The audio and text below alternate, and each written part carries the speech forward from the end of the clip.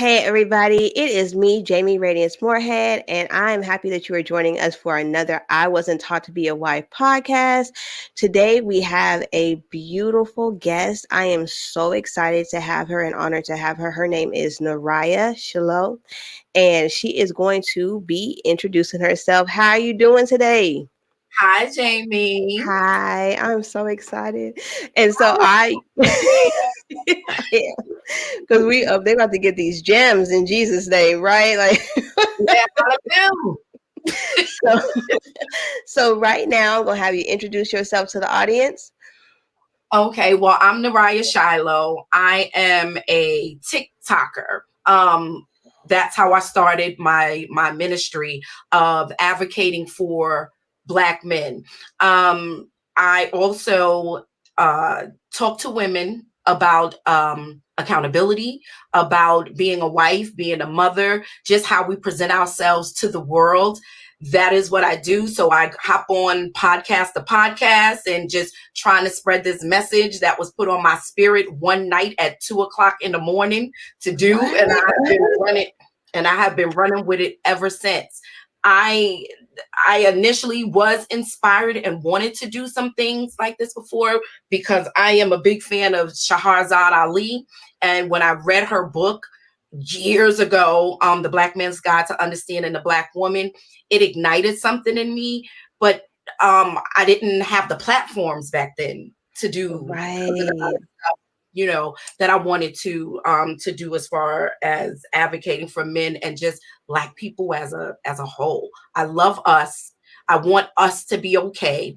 I believe social media is putting a wedge between us and is putting out a lot Yes. of stereotypical things of us, but as a whole, I think we're good with each other. So I'm just here to combat them demons. Um, Amen. and just do my part. Well, I'm excited to have you, and I know that everybody else is going to be excited to have you because the richness. Like I said, I was on a panel with you by happenstance, and I'm telling you, like you can always see the spirit on somebody. I don't know if we know that, but you can see it when they talk or just even their presence. So I was like, I need to reach out to her because like I know the spirit is telling me to that her story needs to be told. Like there's gonna be some parts to your story that touches women that need to hear this. Like we lost out here, we outside and outside is not fun. Like outside is not the place where we want to be. It ain't as safe. So I do have a question. My first question is how long have you been married? Ooh, 27 years, 28 in May. 28. Congratulations. Like that, I know people think that it's not a big thing, but to make it 27, 28 years in marriage is is not our norm anymore. Yeah. And so it is beautiful to hear that. I can't wait to see how you got to that point. So one more thing, one Hmm. more question before you start telling your whole story. Did anyone ever teach you to be a wife? I wasn't taught how to be a wife. Absolutely not. I learned as I went, and then I was blessed later on in life to um to see a beautiful woman of God as a wife, which is my aunt. She married she married my uncle. So she married into our family. So and I watched her.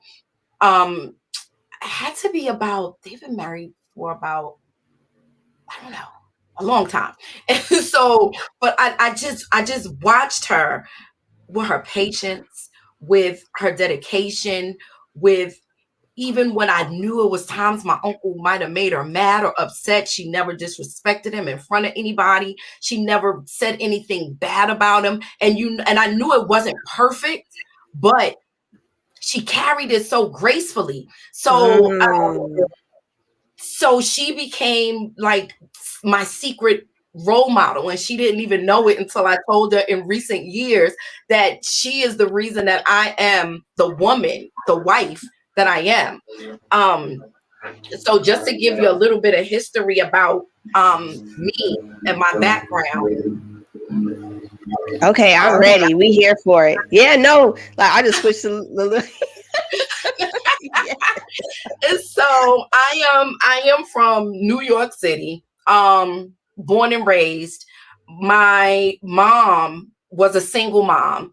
My dad was around, but he wasn't really active. He was still, kind of like in the streets and stuff because my mom had kids. It was three of us. My mother was taking care of three of us by the time she was 18, Oh right? wow, your mom had y'all young. Very much so. Okay. Very much so. So, and my dad basically molded her into the woman that he wanted her to be. So she Mm. stayed at home. She took care of us. He was out there in the streets and, doing what he was doing or whatever. And then when I was about 9, my mom left him. So now she's on her own and now she's going to work and she's building a career and she's doing all of these things. My mom was a straight up provider. Nothing really maternal. No, none of the little I love you and hugged you. And it was like we was never hungry. We was never cold. We always had a roof over our head. My mom was about her business because her background was coming from poverty, coming from Brooklyn, only girl, 4 siblings, and they had it rough, Yeah. Yeah. so her whole thing was, I'm never going back to the ghetto. So she just was this hard worker, and her love language was doing things. That's how my mom showed you she loved you. My And mom's the so same way. Like the same way. Not to cut you off, but I just could fully relate to that because her love language was I took care of you. You like you know that I love you because you have the things you need. exactly. And that's what it was. It was, my kids will never go through what I went through. I'm never going to depend on a man because I'm sure now looking back, it was kind of tumultuous with my mom and my dad. Like, he wasn't a woman beater. He wasn't like an alcoholic or anything like that. He loved the ladies, right? That's Let just, us man. he loved the ladies. Um I, oh my god. So, but my mom depended on him for everything, to pay the bills, the money, to go out, to everything. So after she broke away from that, I believe she made it up in her mind, I will never put myself in a position to have to depend on anybody. Hence, she developed that independent woman syndrome. But I get why she did. So, fast forward, she remarried when I was 13. And that was a horrible situation for everybody involved. Again, he didn't beat my mom or anything like that. It wasn't physical, it was all verbal. They were very, very nasty Mm. to one another. He resented the fact that she had children, even though he married her with these children. He resented the fact that she had us, and we used to be those little niggers. That's who we were. What? No, he didn't. Oh yeah, No, he yes he did. didn't. Yes he did. I'm not feeding those nappy headed niggas. I'm not doing nothing for those niggas. I'm not this. I'm not that. So, but my mom wasn't one of those soft women. Again, she grew up with 4 brothers in the hood, so she was like, she would be combative with that.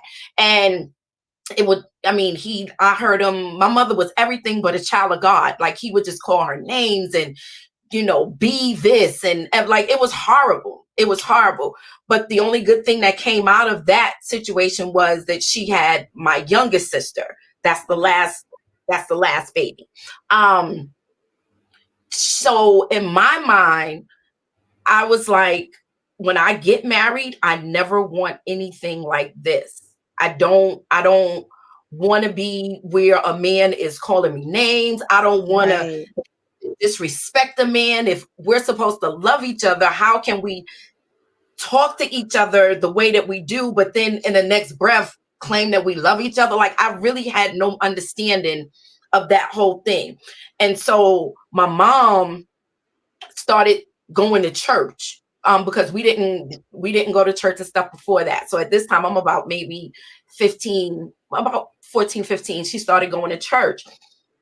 That's interesting. And I personally didn't subscribe to, like, something in my spirit didn't subscribe to this traditional Christianity way of teaching. What? Oh, that early on? Like you were like, something ain't right.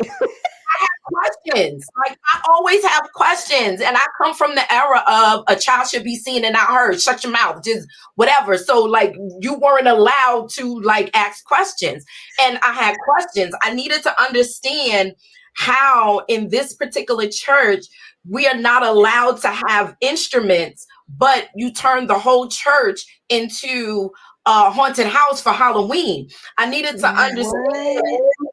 I needed to understand how, in the Bible, it clearly said that it was certain foods we weren't supposed to eat, but you said, oh no, yes we can.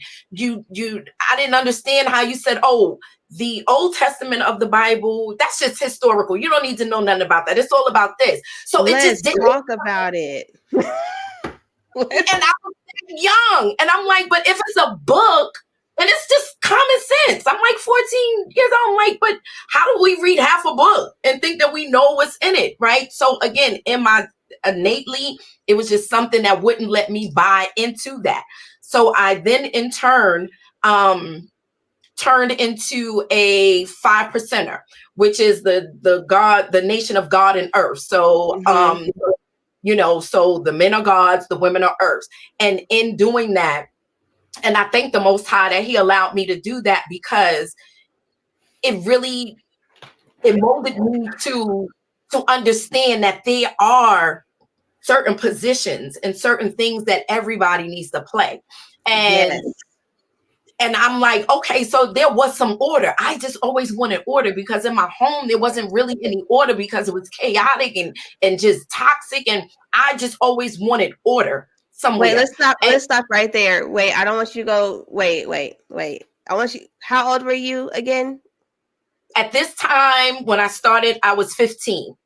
Okay. When I started, and people say that kids don't want order, but that, like, you just proved that theory wrong. And I mean, we may rebel a little bit, but we do want it to make sense. We want order that makes sense. Like, I mean, I don't want to just be in a toxic situation and then there's just no calmness. Then that doesn't provide me with a sense of safety, or like it's that order brings. I may not like when I have to have a curfew, but in the long run, it's safer for me to be in a house, because at a certain time these things can happen. But as a child, I just wanted that. I wanted structure, and I didn't have that. So I met my husband around this time when I was 15 or so, and he was a 5%er as well.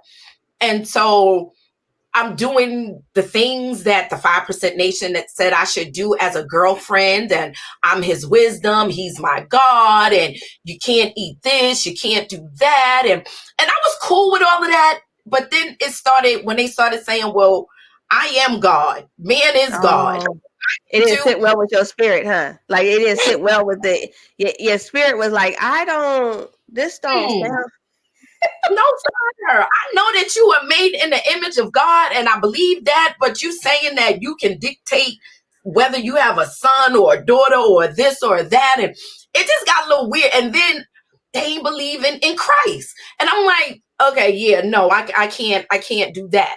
So throughout the years, it just was, just trying to figure it out, just trying to honestly be the opposite of what my mom and my stepdad was. Now, but long story short, my mom did leave him. She didn't stay long. She stayed with him till I was about 17. So they were only together a short time. And then she left. But I knew that I was not going to be that. I was going to be on a spectrum. I was going to be the total opposite, because I wanted to nurture somebody. I wanted to care for somebody. I always wanted to be a wife. I used to watch TV and I would see married people and I wanted that. Like, I wanted that. So my husband and I got married young, about 22 or so, and we both ain't know nothing.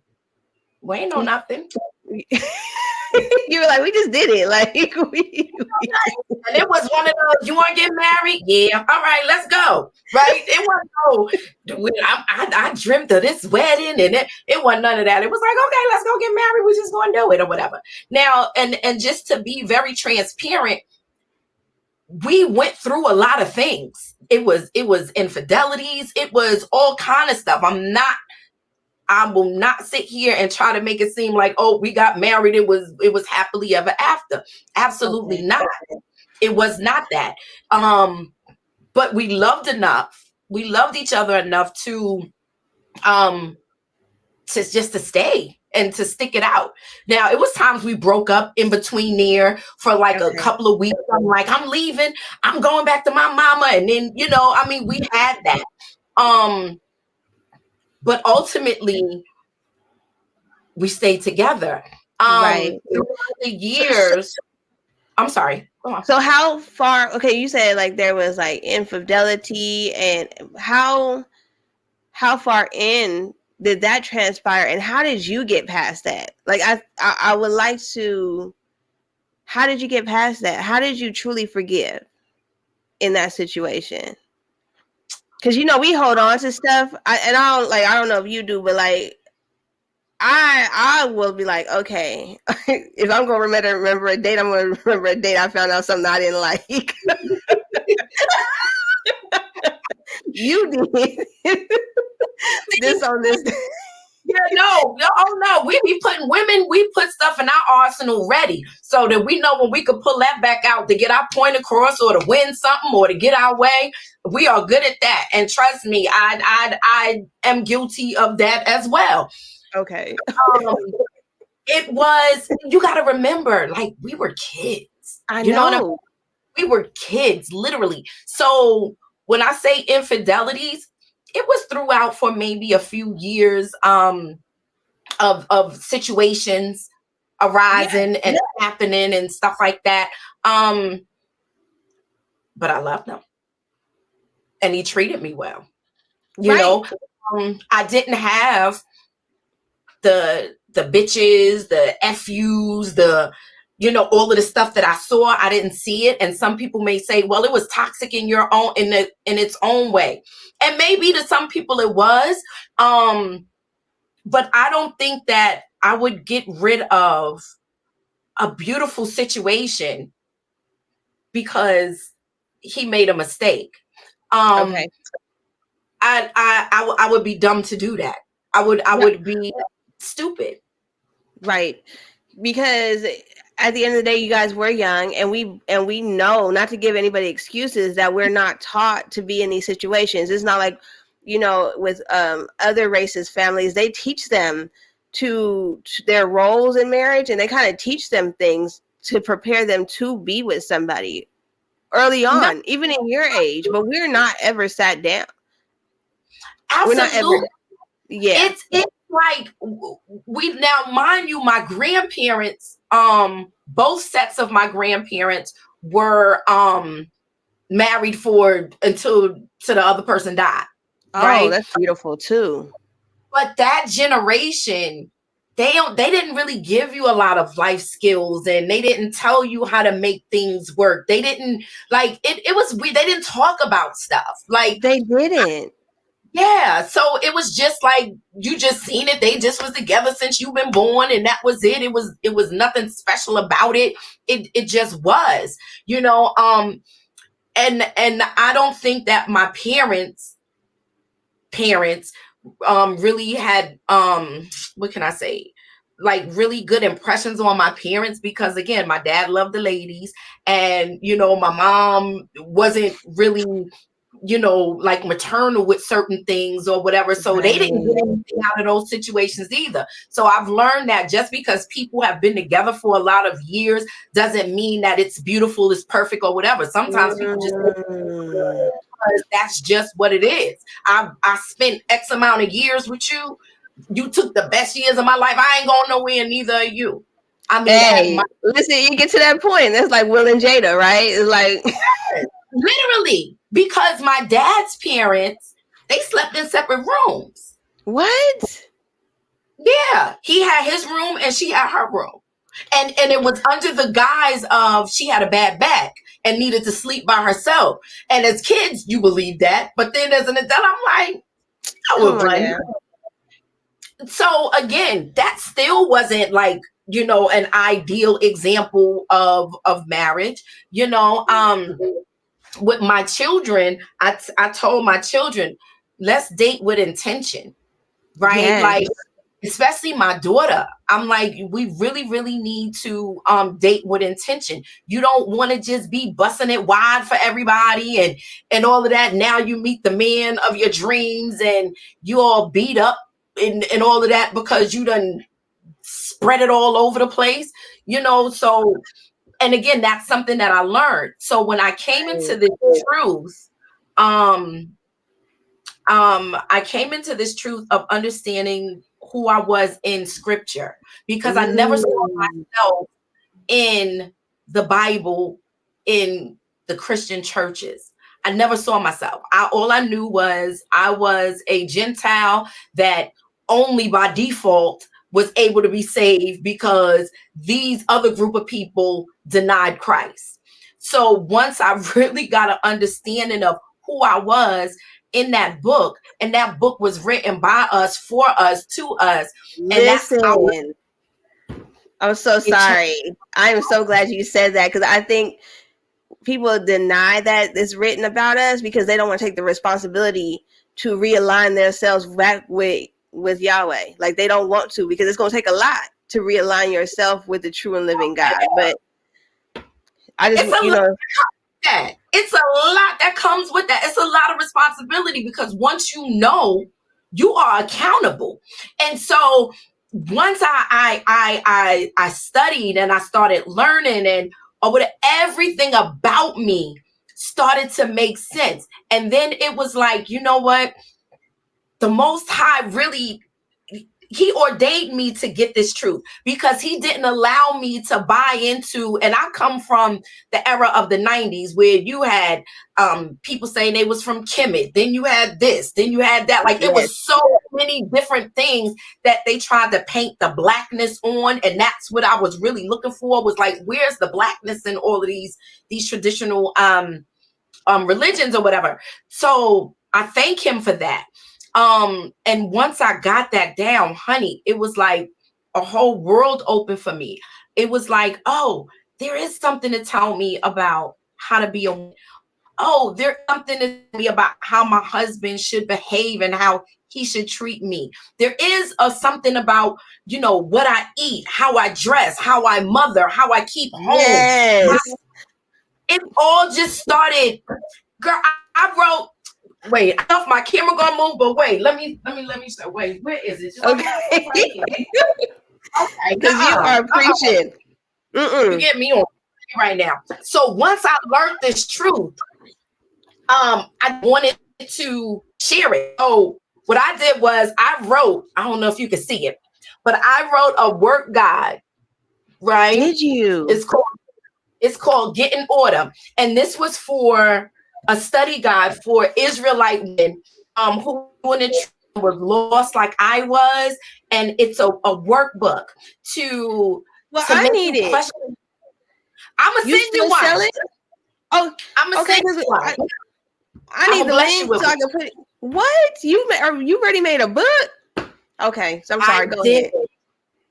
And it went, and I tried to make sure that I put all of the things that I had questions about the scripture and about the Bible, so that I felt other people had those same questions. So it's like, why do I read the King James Version? Why shouldn't I read the NIV or the New Living Translation? And then I put scriptures on what scriptures they took out of those books, which is why we should read the King James. I put why we were chosen. I mean, it was just like this light went off in like just around me once I found this truth. I gave up Christmas. I gave up Easter. I gave up Mother's Day and birthdays and all of that. You the know, freedom. The freedom. Look. Oh my gosh. Unbelievable. It was like the best thing that ever happened to me. And it just it made me a different woman. It made me want to, even though I love my husband, I love the Most High more, right? Yes. And so the decisions that I make or how I move and the way that I navigate in this world is because I want to make him happy. Man, you know what I mean? Listen, I don't care about all of that.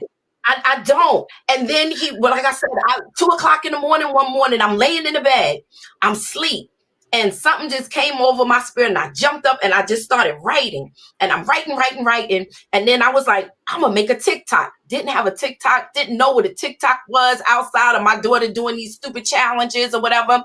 And I put up a TikTok, and my first one was called How to Destroy a Nation.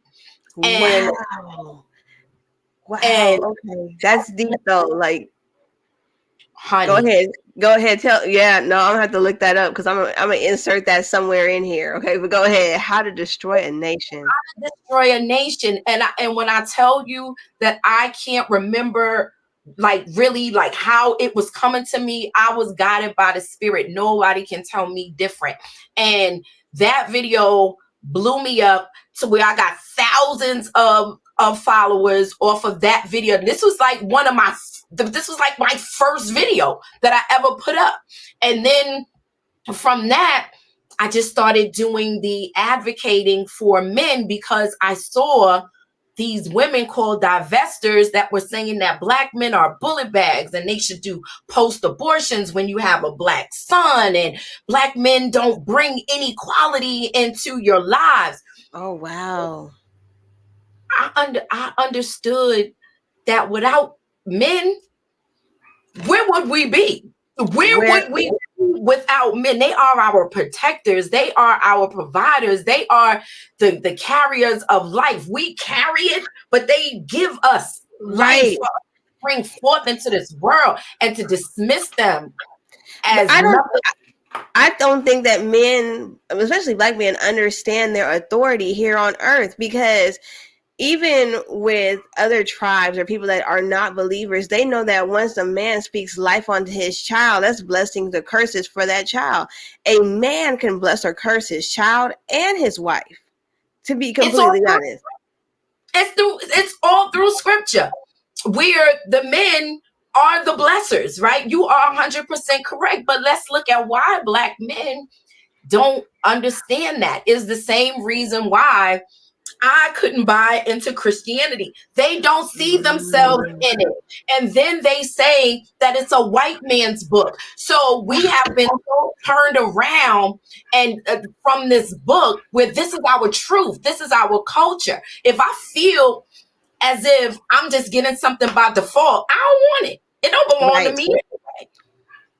They don't know that this is them. They are the ones that were the image of God. Them that are stiff-necked people, right? It's them. They don't. baby. Yes. Oh so, my God. This is why, you know, it seems like Black men are falling by the wayside. They're not receiving any encouragement from us. We are not supporting them the way that we should support them. We are loving them conditionally. If they can't do what it is that we feel we want them to do, then they just don't measure up. So they're not valuable to us. We feel that they should just, we're entitled, that if we just spread our legs and be with them, that's they should just appreciate that. I don't need to know how to cook. I don't need to how to clean, keep house, nothing. Like, what are they fighting for? Why should they feel like they're leaders? What are they leading? Who are they leading? You know Who what I are mean? they leading? Yeah, I know. I completely agree with you. And I feel like when I look at black men, I feel like I'm looking at Samson's and Solomon's. Right. Explain. And I say Samson's because their spiritual eyes have been shut.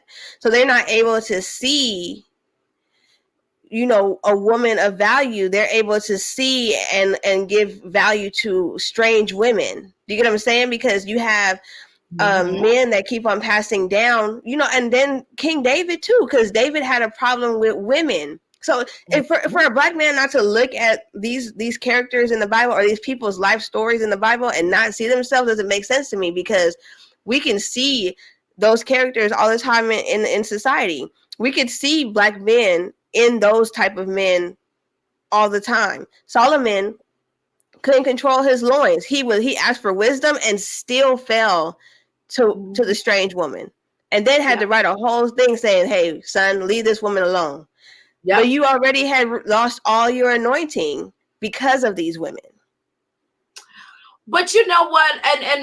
And my response to that would be, as far as today, again, who is telling black men that these are their forefathers, that these people are in your lineage? Again, we have been so far removed from it. And when they treat women a certain kind of way, how can a man tell the difference between a good woman and a wicked or not so good woman when we all wear the weaves, we all do the makeup? You're right.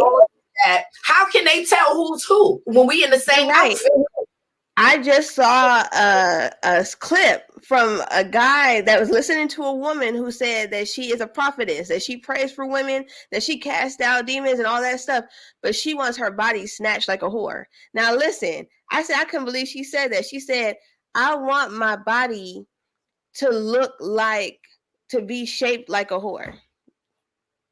That when he looks at me, he doesn't know if I'm saved or if I'm in the world. Per my body. This is what she said. I'm gonna send you the clip. I done watched it like 15 times because I couldn't believe it. And what's the point of that? We are see, this is the thing, and this is what I've realized in being, again, a woman of a certain age and just living. We have so much power that we can make our men better if we use our power for good.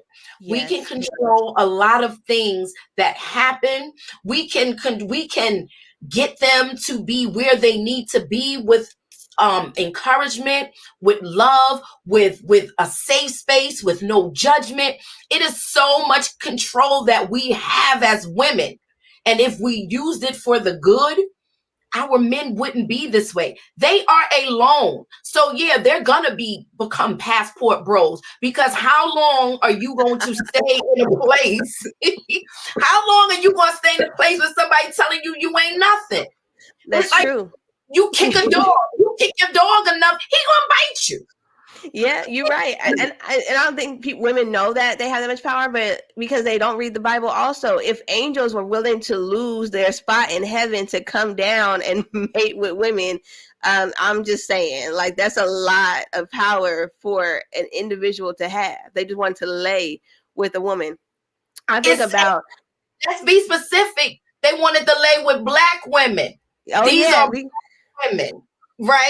So yes, I think about Massa. Yeah. I think about Massa up and he got a nice house. He got all of that stuff, and he'd rather sleep in the slave quarters with the woman that is only sleeping with him because she probably wants some soap. You feel me? Like, she don't really want to do this, but yeah, or she got to, so you don't kill her baby, or you don't break up the family. So she got to do all of this. Black women are the most beautiful creatures on this planet. We are the blueprint for everybody else. And it makes me upset that we take this standard that we have, and we reduce it to a Suki with the good coochie, to a sexy She red. read What Krishan Rock. we have been reduced to that, and it hurts. It hurts. Because it was a time when Black women after slavery, I mean, they've always sexualized us, right? People always have. They always sexualized our men too, right? Just us as a people have always been sexualized. But then Yeah, there was a point to where Black women used to respect themselves. Even though we knew that white men or whoever were lusting after us, we still carried ourselves with dignity. yeah. Now we have just went to the gutter. How do you got a song, my booty hole brown, and my I'm sorry. what? Like ew, ew. And it go viral. That's the part right there. And it go viral. It's ridiculous. Now I'm not gonna say, I'm not up here trying to be on nobody's soapbox. Like I was perfect, my generation was perfect, because a lot of that started with Gen X and my Yeah, generation, right? With the little Kims and the Foxy Browns and all of that. I get it. But it's to the point now where there is nothing left to the imagination, right? right. Like in the 90s, we didn't have the internet. So it wasn't all like exposed like this. Parents still had some sense of control. Not no I more. actually, you're right. It was so funny. I had a client. I do hair, so I had a client, and it's an older woman. She come, and she said, "I don't let my husband know. Like her husband doesn't know that she wears a wig, right? So she keeps her installs done. Mhm. Like when she takes it out, he's not home, and she comes and gets it done." I asked her why, and she said, "Well, I know that this generation of people like the man take the wigs down, help them with all of this stuff, and that's fine. But in my day, there was like a secrecy to our beauty secrets.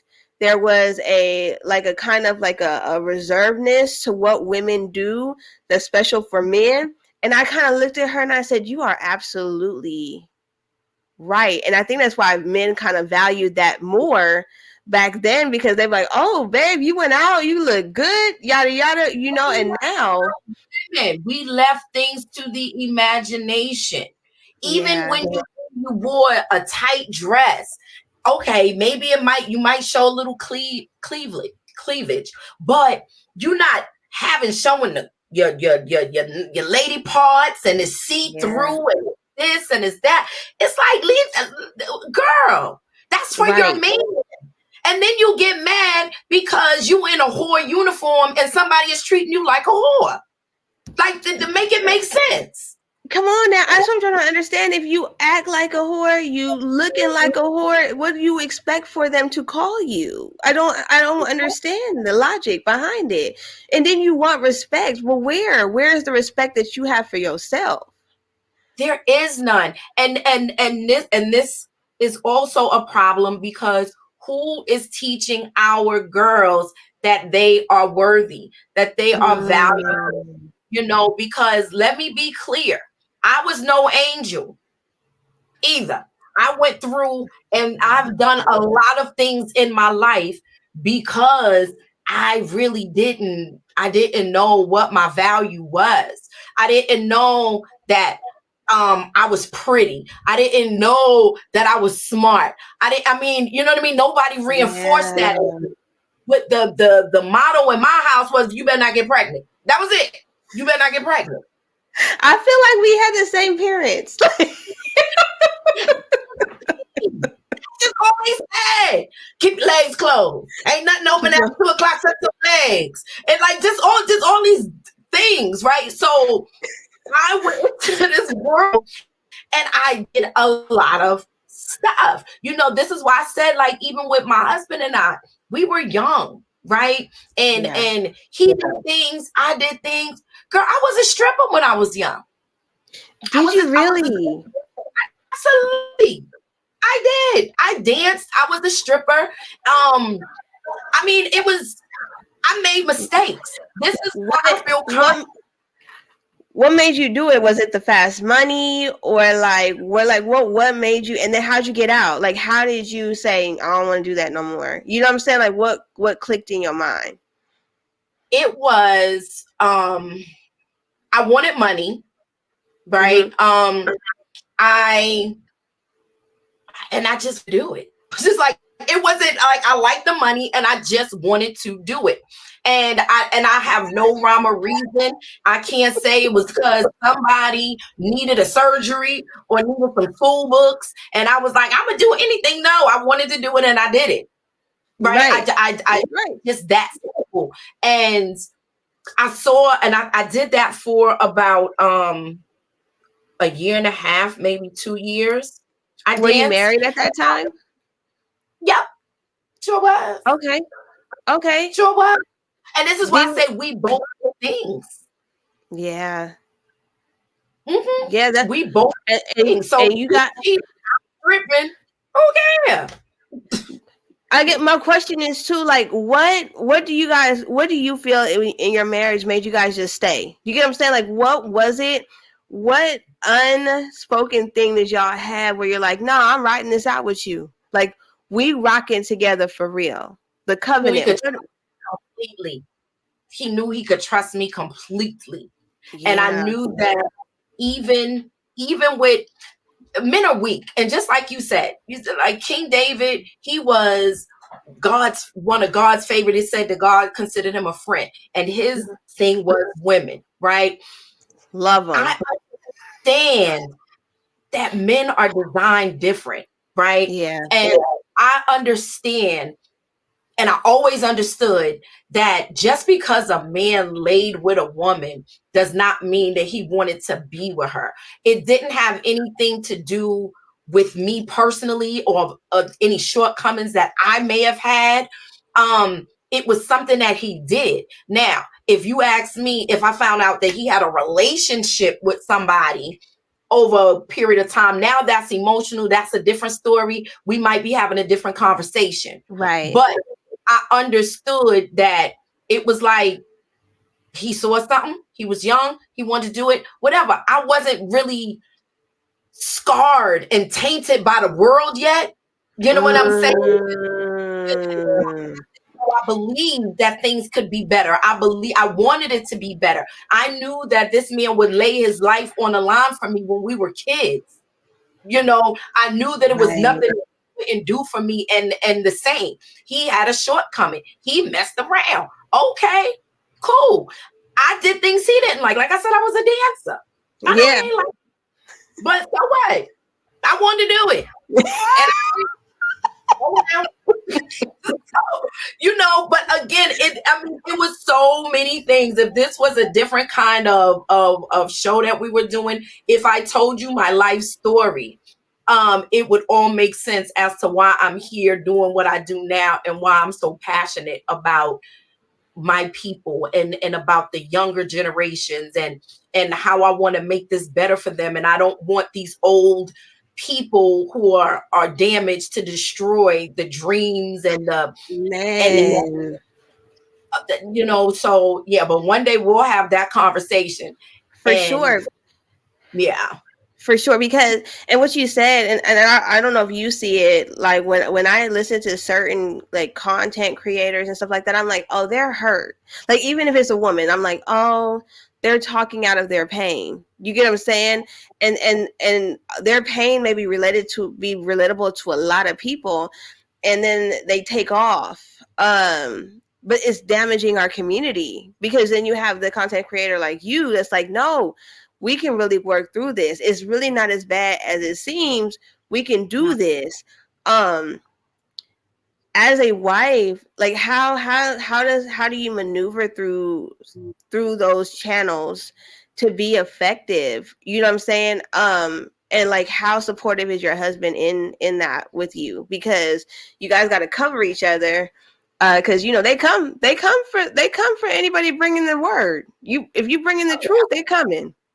Oh yeah. Oh yeah. So basically, basically, again, I trust him wholeheartedly, right? Yeah. I trust him wholeheartedly. I respect him. and he respects me even if I don't like him in a moment, which happens, right? It's times when I'm like, ugh, like stop breathing like that. Like it's times when it's just like, ugh.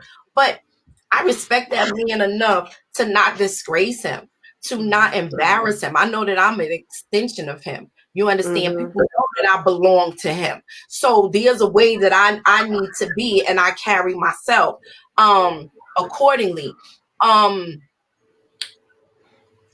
whenever you're doing the right thing, Yeah. that's when things happen. That's just a fact of life and the way that God set things up, right? They say Okay. that the journey of a believer is harder than a non-believer, right? Because we gotta do that little Kim through all of this stuff and not get caught up in stuff. And it just is. But the end result is I have a peace of mind.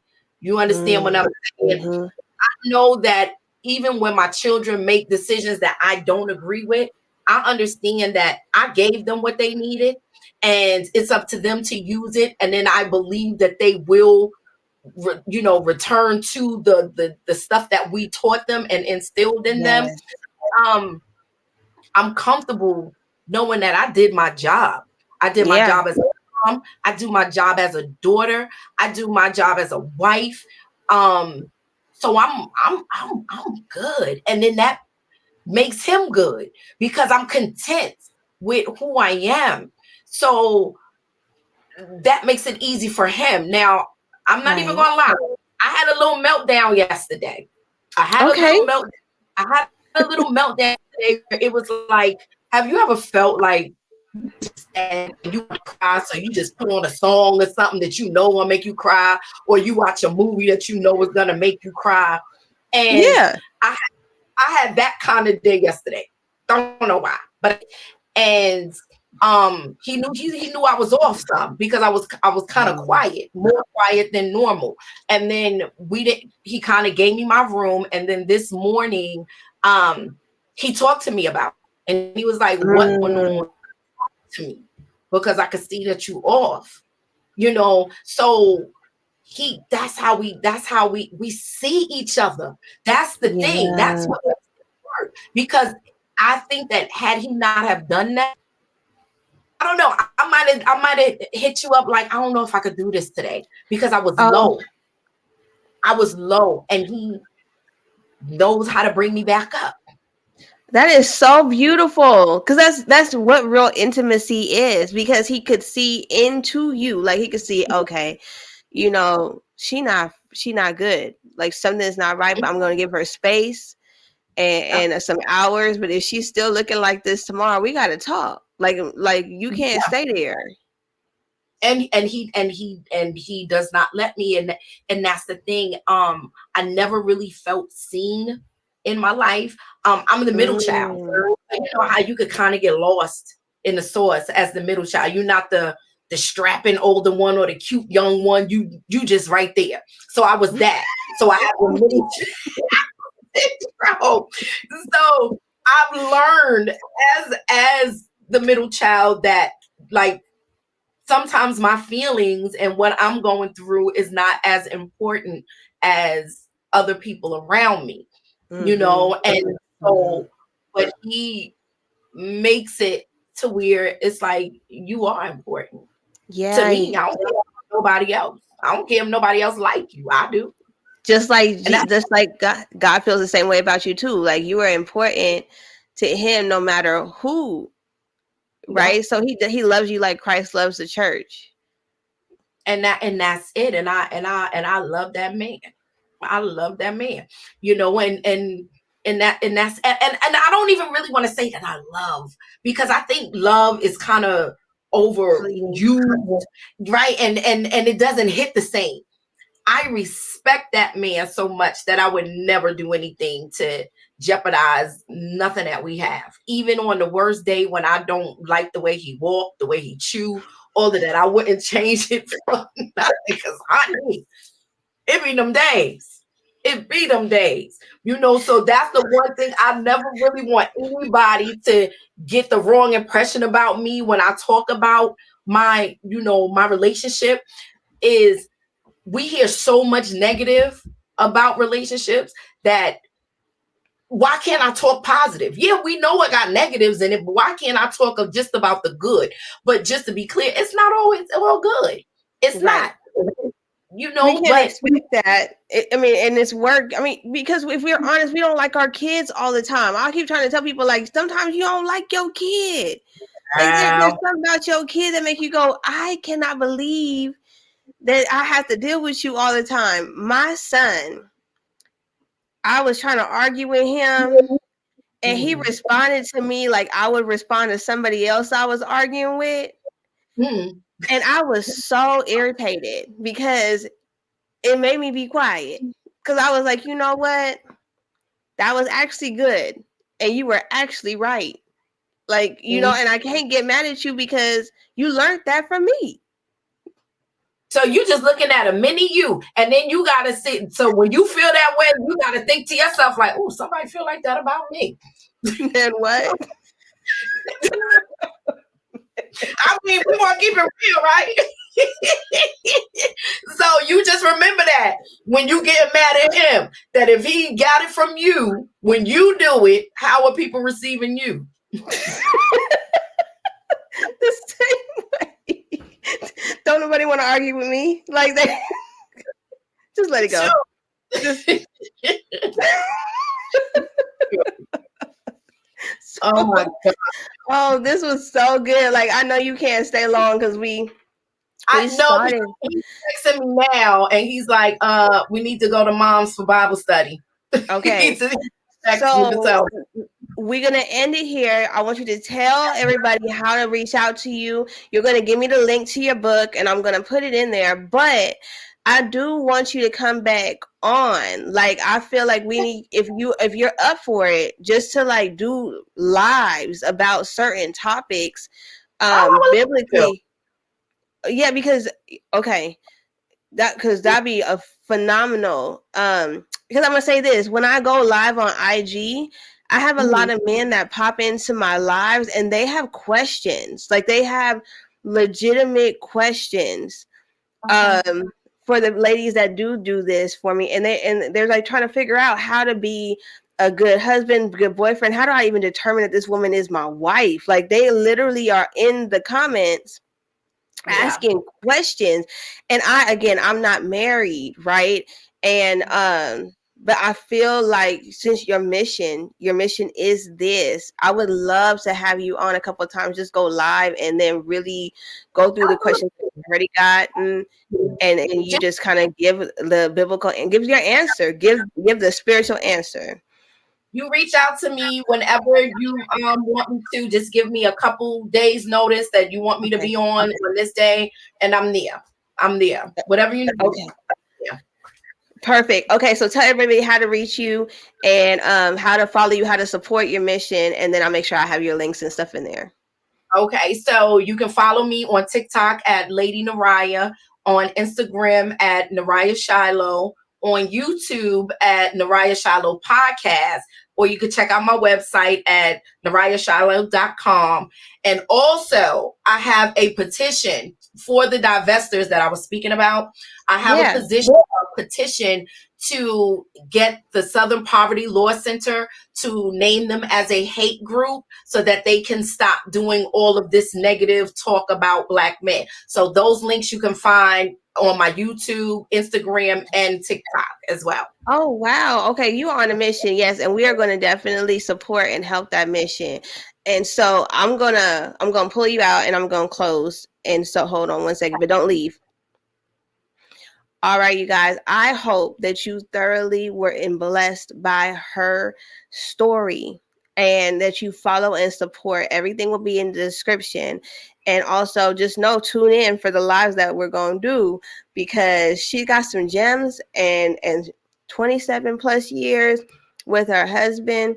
Like, if you don't want that wisdom, that's fine on you, but I do. And I know that there's other women that do. So I thank you for tuning in to I Wasn't Taught to Be a Wife podcast. And I look forward to seeing y'all the next time. Peace out.